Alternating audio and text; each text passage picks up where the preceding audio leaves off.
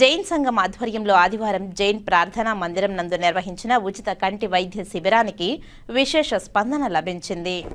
ఈ సందర్భంగా జైన్ సంఘం కార్యదర్శి సుభాష్ మాట్లాడుతూ తిరుపతి ఎస్వి అరవింద కంటి ఆసుపత్రి సౌజన్యంతో ఈ వైద్య శిబిరాన్ని నిర్వహిస్తున్నట్లు తెలిపారు. ఉచితంగా కంటి పరీక్షలు నిర్వహించి ఆపరేషన్కు అర్హులైన వారిని ఎంపిక చేయడం జరుగుతుందని తెలిపారు. ఆపరేషన్కు ఎంపికైన వారిని తిరుపతిలోని ఎస్వి అరవింద కంటి ఆసుపత్రికి తీసుకువెళ్లి ఉచితంగా కంటి ఆపరేషన్ నిర్వహించడం జరుగుతుందని తెలిపారు.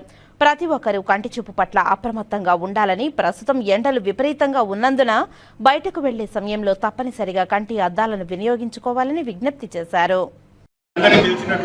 ప్రతి నెల ఆదివారం జరిగే ఉచిత కంటి శిబిరం ఈ నెల మాత్రం ఒక వారం ముందుగా పెట్టాల్సింది వచ్చింది. ఏంటంటే వచ్చే వారం ఆదివారం యుగాది పండుగ, తెలుగు కొత్త సంవత్సరము అందరికీ ఉంటుంది, హిందీ వాళ్ళు కూడా ఉంటుంది.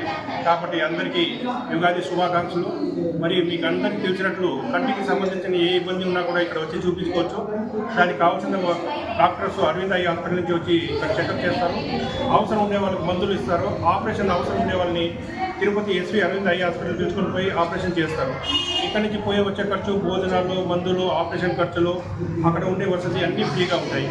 కాబట్టి దయచేసి దీన్ని అందరూ సద్వినియోగం చేసుకోవాలా.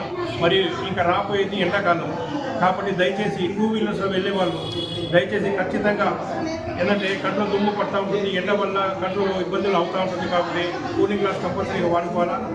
అదేవిధంగా మన పోలీసు వాళ్ళు కూడా ప్రతిసారి విజ్ఞప్తి చేస్తున్నారు, హెల్మెట్ కంపల్సరీగా ధరించుకొని వెళ్ళాల్సిందిగా కోరుతున్నారు. ఎందుకంటే ముఖ్యంగా రోడ్లు ఎండ టైంలో మీరు వెళ్ళాలంటే రోడ్డు మీద నీళ్ళు ఉండేటట్టు, లేకపోతే ట్యామ్ ఉండేటట్టు కనిపిస్తుంది, మీకు జారే ప్రమాదం ఉంటుంది. కాబట్టి కంపల్సరీగా హెల్మెట్ వాడుకోవాలా. మరియు ఇంకోటి, చాలా మందికి డౌట్ వస్తూ ఉంటుంది, ఆంధ్ర వాళ్ళు మాత్రమే చేసుకోవాలని. అట్లాంటిది ఏం లేదు.